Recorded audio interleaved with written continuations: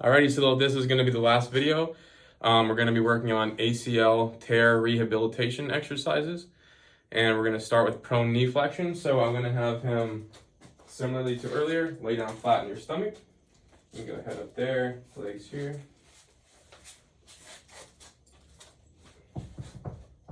And I'm literally going to be having doing unweighted knee flexion. So let's say the ACL tears in the right knee.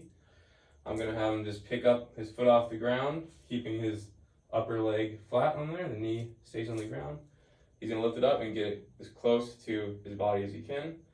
And then it's going to lower it back down to the foot is almost touching. And once it gets to the point where it's almost touching, he's going to lift it back up again. And we're going to do 2 sets of something like this, probably 10 repetitions and 3 to 8 times a week. And then we would progress from there up into half squats that are unweighted. So James can stand up.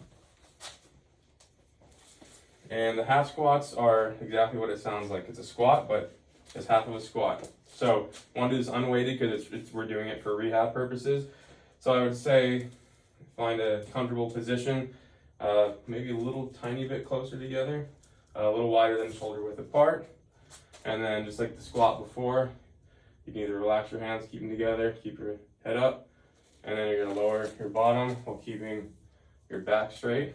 Except this time, we're not going all the way down. So this time, you're going to have to find a spot that's about halfway in between how far you normally go and halfway in between being all stood up completely. So you stop about even a little bit further than that.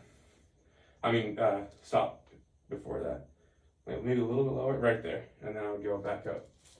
So we're not going into a full-on squat because if you're rehabbing somebody's knee, you don't want them to be completely flexing their knee.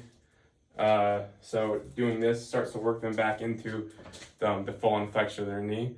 So it's just pretty much a stunted version of a full-on squat, which is perfect for somebody who's rehabbing. And then you'd also, if you're watching someone doing this, you want to make sure that they're not going too far down, but they're getting this down just far enough that they are working out quadriceps, hamstrings, and then glutes. All right.